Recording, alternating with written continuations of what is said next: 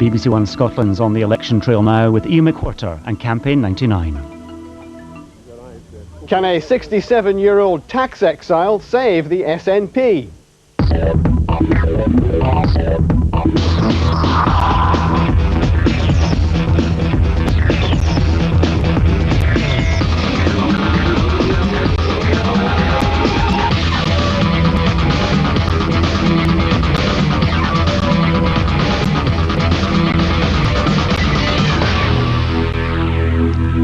Hello and welcome to Campaign 99. Sean Connery, the SNP's most famous supporter, has flown into Edinburgh to promote his new film and to reignite the SNP's election hopes.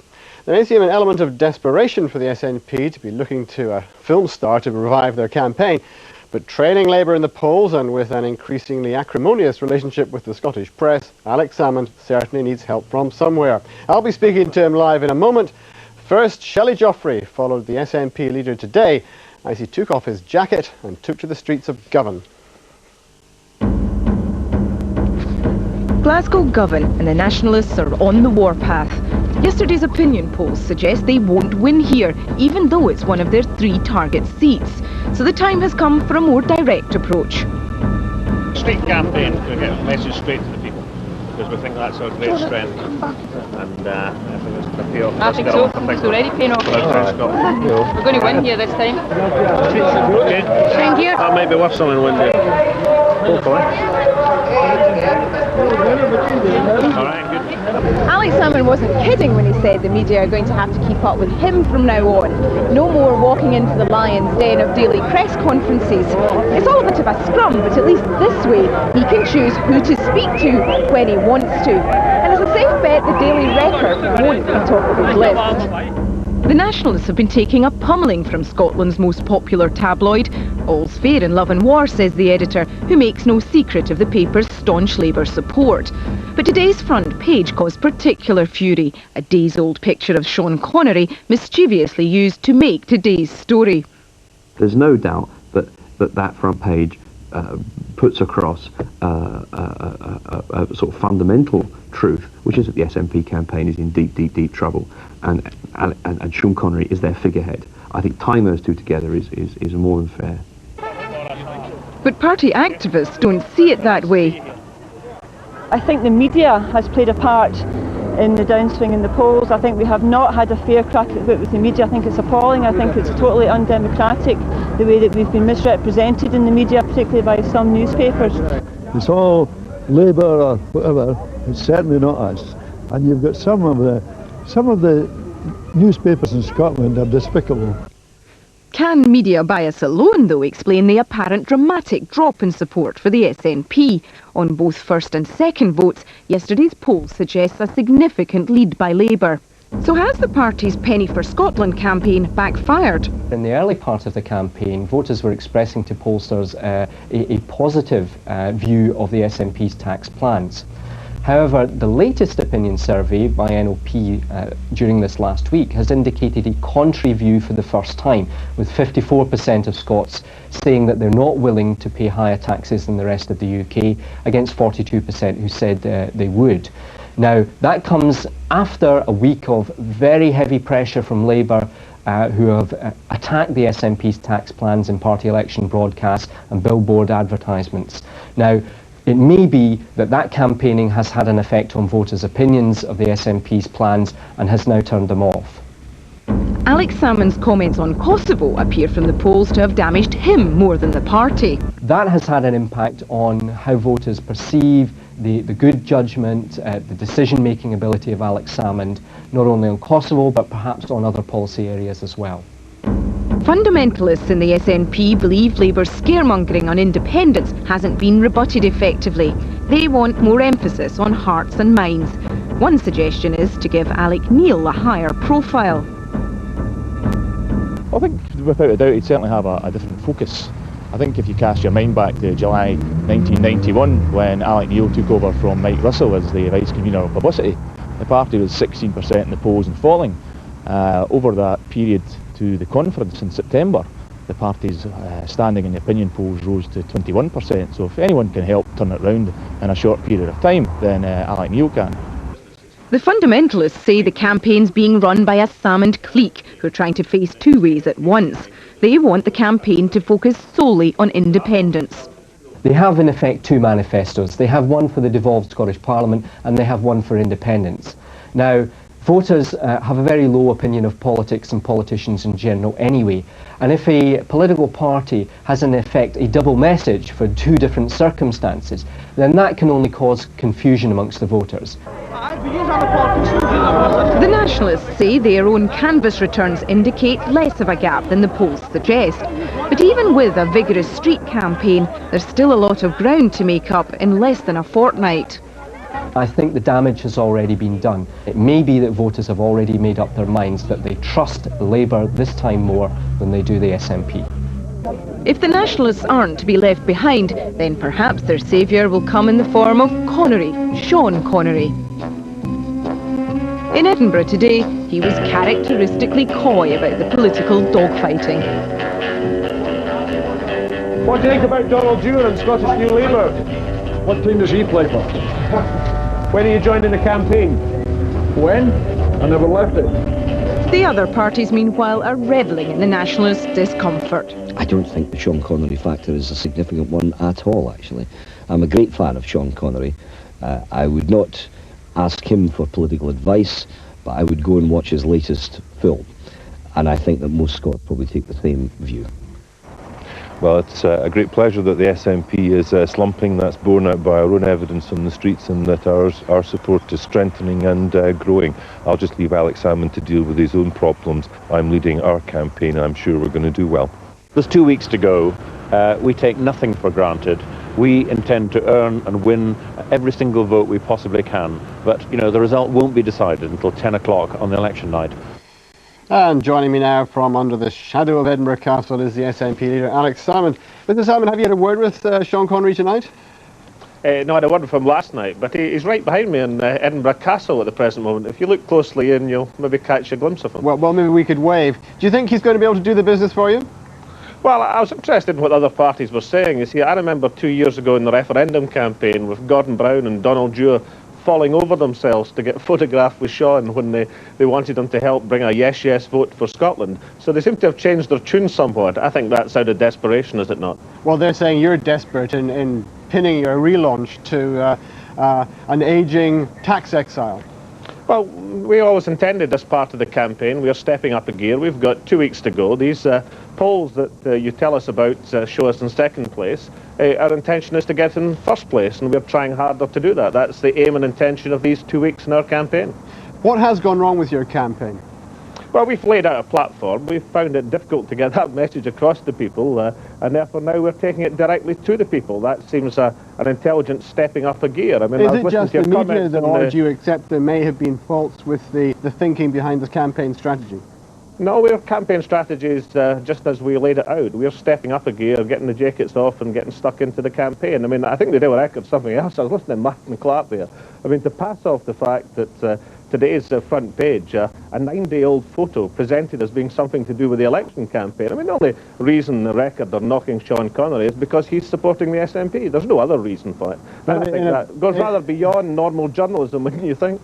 But in abandoning the daily press conferences, will that not just open you to the charge that you're hiding from the questions?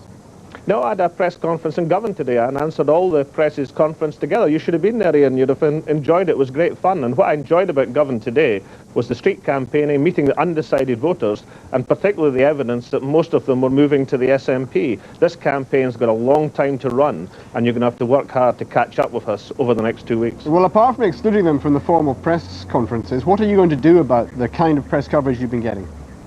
Well, we've got to work harder with the people. I mean, we've got to get our message direct to the people in the streets and these meetings with the undecided voters. And on television, I mean, I've made no complaint about the television coverage of the campaign. I'm rather enjoying the television debates, and as these become more predominant, then I think we'll get our message across. But I mean, it's no secret that some of the Scottish press corps are in the pocket of the Labour Party. I mean, everybody knows that, and I don't think there's any harm in pointing it out to people. We'll get our message directly to the people of Scotland.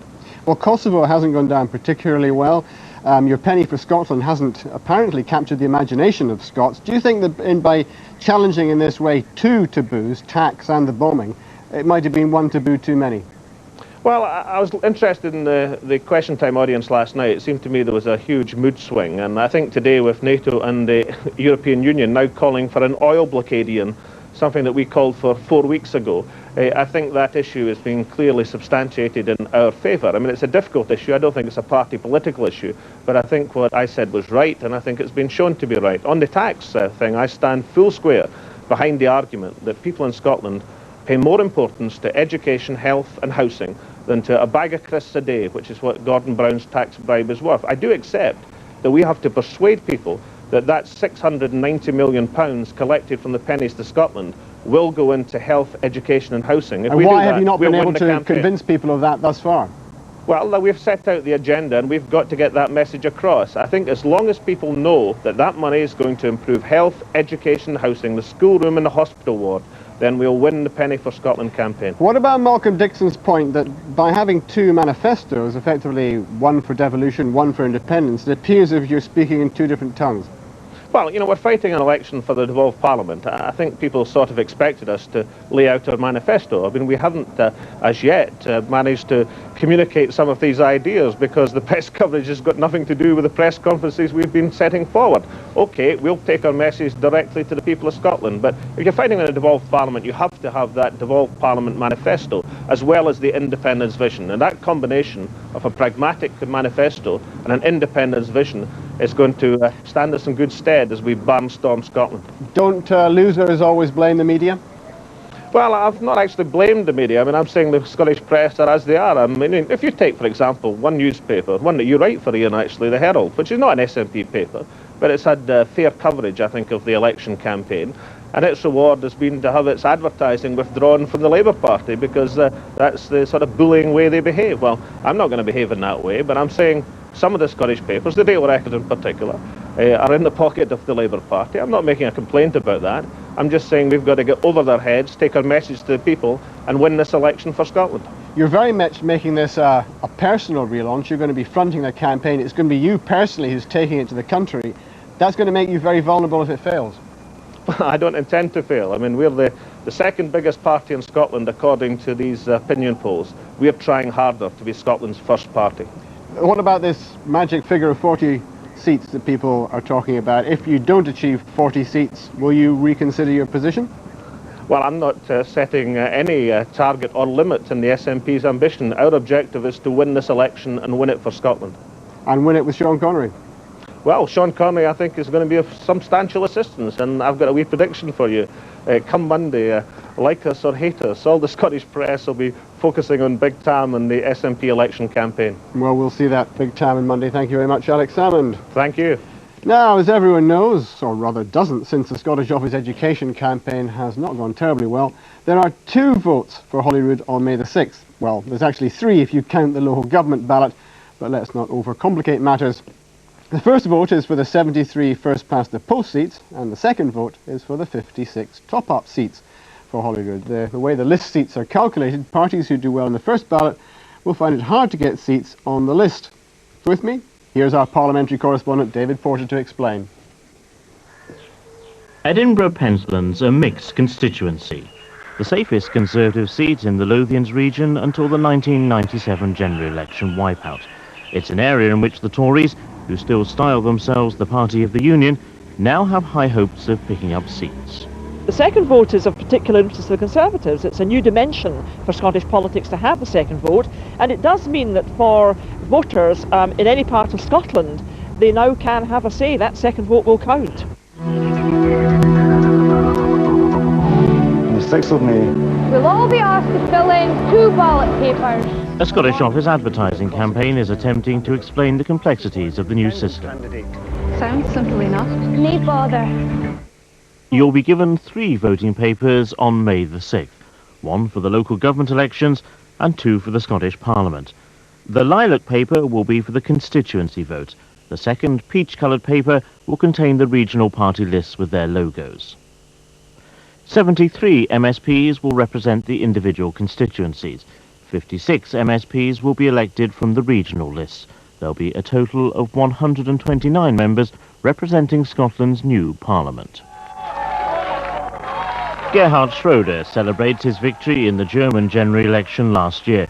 The electoral system which swept him to power is very similar to that adopted by Scotland. Those familiar with the process believe it could lead to wide-scale tactical voting. That happens very often, especially with people who have no clear affiliation. They may vote for the candidate of a big party, for instance, or the candidate they like, and for a different party in the second vote. Hello, how are you doing? Hiya. The Labour leadership is acutely aware of this. From the Prime Minister down, the party's campaigning hard against tactical voting on the second vote. The Labour Party takes the second vote very seriously indeed. We recognise that it's equally important, and to that extent we're determined that our voters don't cancel out their first vote with their second vote.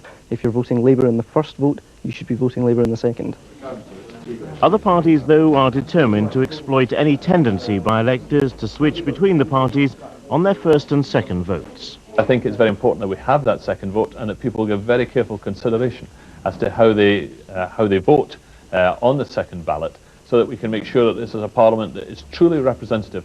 People in the past have been torn between voting SNP or voting Labour. Now, we saw that in 1997 very graphically with a very high number of spoilt ballot papers, where people, even in the polling booth, couldn't actually decide between the two parties. Now, it gives them the chance, if they wanted, to vote for both. The smaller parties, such as the Greens, are deliberately not contesting constituency seats and are only standing in the second regional ballot. The big parties really had it all sewn up when we only had first past the post.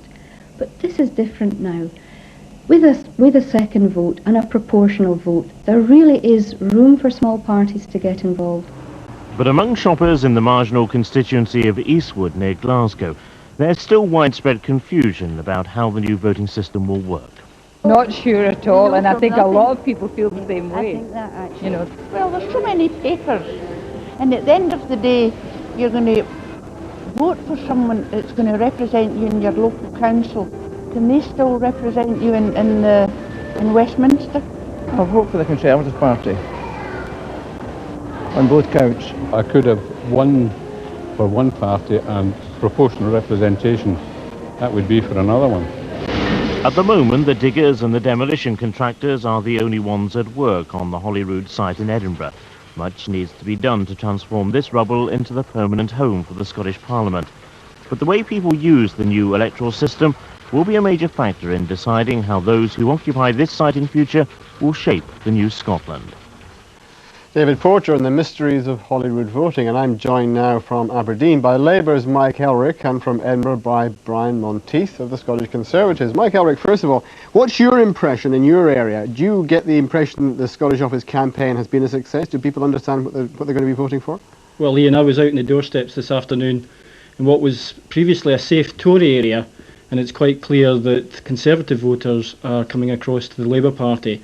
People, I think, when we explain to them that if you want a Labour administration, if you want to vote for a party that's not going to put your taxes up or indulge in an expensive separation from the rest of Scotland, that the Labour Party is the only party to vote for on your first vote and your second vote. Well, I'm sure it's perfectly clear to them. I'm sure they're all responding to your message, but I mean, is it your impression that people actually understand the voting system? When it's explained to them, yes, I think they do. I don't think people are stupid. I think people have looked at the material that's been in the media, they've listened to television and radio broadcasts, and I think the message is getting through. Well, Brian Monteith, a lot of people think that's not the case. And in fact, some surveys indicate that there's widespread voter confusion about these two polls and about the nature of the list system. Is that your impression? Certainly. I'm very concerned about the effectiveness of the campaign, because time and time again I come across people who actually think that their second vote must be a second preference, and they're not actually clear about whether or not they can vote for the same party twice. Certainly for the Conservative Party that's an important thing, because to defeat the separatists we can win seats, but we can also beat them on the second ballot. So you're actually inviting people who might be voting Labour on the first ballot to vote Conservative in the second ballot to keep the SNP out. Is that what you're saying? Well, certainly, because there are many seats where within an area you can expect Labour to do well, and in that sort of case, a Labour second vote may not result in Labour seats being brought in by the top-up system on the list. So in that sense, if people are unionists and they want to stop the separatists, want to stop the SNP, then really what they should do is look to give their second vote to the Union. And in that case, it would normally be to give their second vote to the Conservative and Unionist Party. Well, OK, Michael, if I understand it, in somewhere like Glasgow, where Labour is likely to get most of the first-past-the-post seats, it's unlikely to get any of the list seats at all because of the way in which the top-up seats are awarded. Does that mean that a Labour vote on the second ballot in those areas would be a wasted vote? No, not at all, Ian. I don't think any vote for Labour is a wasted vote at all. And as I say, we've made our message perfectly clear on this. A vote in the first ballot for Labour, and a vote in the second ballot for Labour as well, to ensure a Labour administration in Holyrood delivering for Scotland. But people are going to split their votes, aren't they? We know that. Well, I'm not getting any evidence of that up here in Aberdeen in terms of Labour supporters. I think it's quite clear what we are seeing are supporters of other opposition parties actually coming across the Labour Party. And from on the evidence of Brian's comments, there's an element of desperation from the Scottish Conservatives. Well, Brian Monteith, is there any concrete evidence on the ground that people are splitting their votes in your area? Oh, certainly. I think other candidates must be in a parallel universe. What's actually happening on the ground, certainly in the places I've been canvassing, and that's not just in my own seat, is that people are thinking about how they might determine the outcome. And in that sense, they maybe had an experience in the last general election when there was a great deal of tactical voting, and this time round they're actually thinking, sometimes with their first vote, if they can vote tactically that way and then vote with the party they normally support with their second vote. It depends who's leading in which seat, and in some seats, certainly where the SNP are strong, I've found evidence of the Labour supporters actually wanting to vote Tory with their first vote and Labour with their second vote.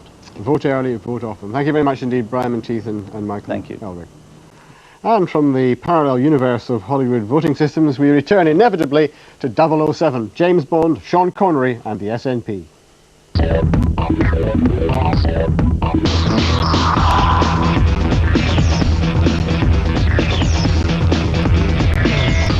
So today, Ken MacDonald's virtual battle bus goes where else? To Edinburgh Castle to gate crash the Connery extravaganza.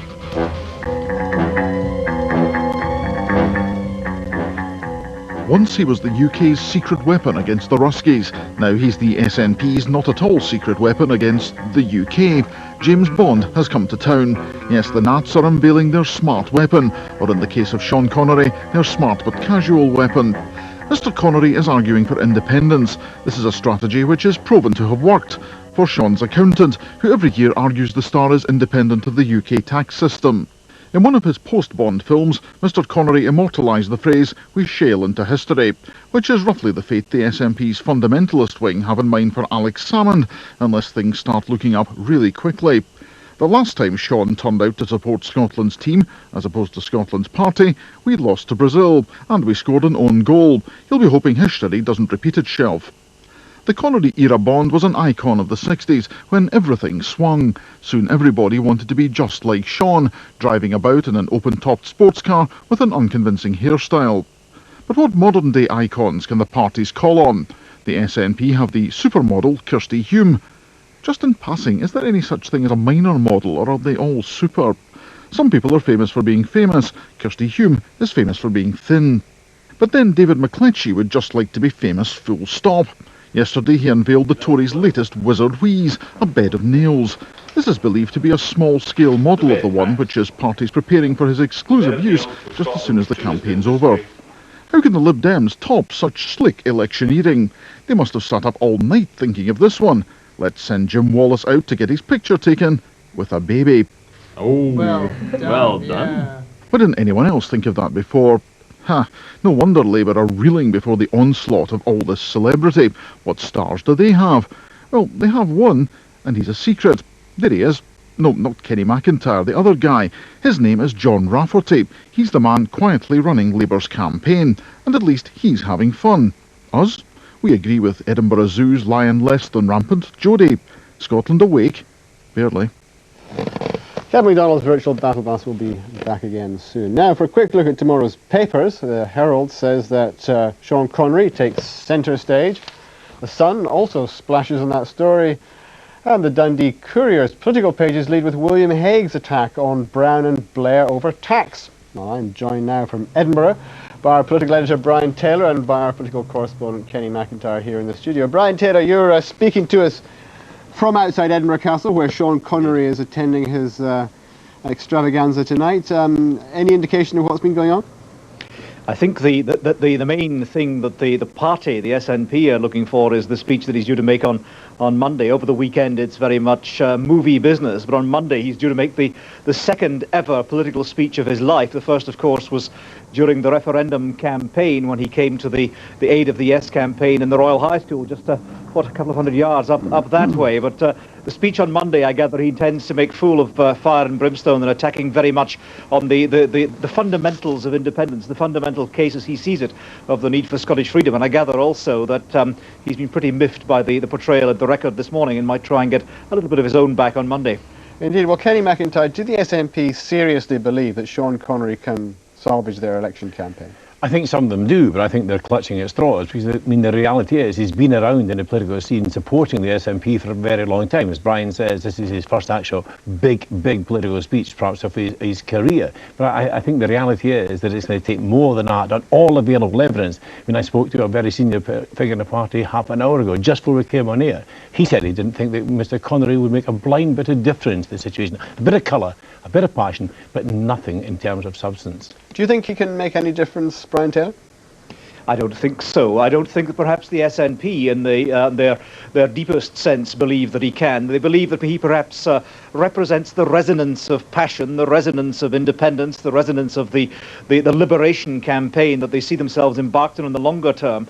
But I think that the problem they have, if indeed there is a problem with their campaign, after all, even the opinion poll yesterday shows them up a bit on the general election position. Certainly they are still behind Labour. I think the problem they have is that this has become a dysfunctional campaign for them. They are an independence party fighting a devolution campaign, and that mismatch is all too clear, and Labour has managed very, very successfully to prize a gap between that each time the SNP want to talk about their plans under devolution, the Labour Party relentlessly reminds the voters that they are the party of independence, and the SNP has frankly floundered a little so far under that assault. Well, Salmon's critics in the party, Kenny McIntyre, are actually saying that, aren't they? They're saying that they should have been campaigning harder on independence, on the old faith, the old message. Absolutely, and they bemoan the lack of passion in this campaign so far, and they question some of the tactics. I think particularly they're unhappy that Mr. Salmon hasn't taken on the questions. He's been hounded and harried by the media, who've asked, I think, perfectly legitimate questions about the SNP's future taxation strategy.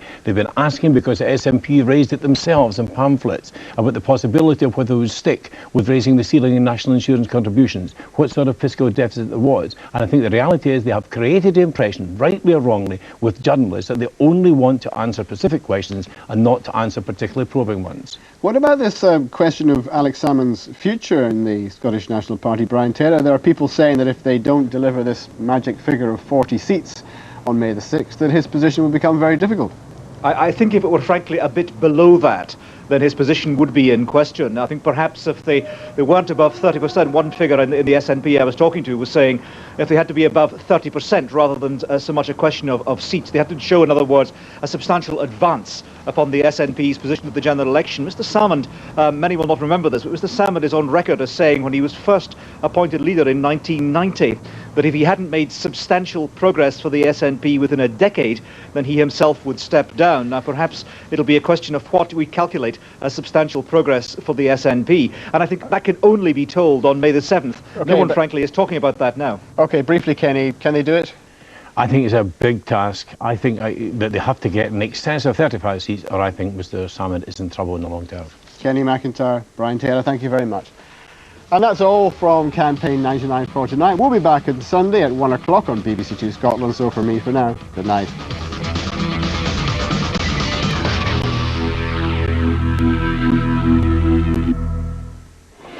Join me, Kirsty Wark, in Perth for From Here to Hollywood, the second election debate. With me will be a panel of top politicians and an audience of Highland voters, ready to debate the issues which are dominating this historic election. From Here to Holyrood in 40 minutes, BBC One Scotland. A rebound for Cupid's Arrow first on BBC One Scotland. It seems even the experts can get it wrong.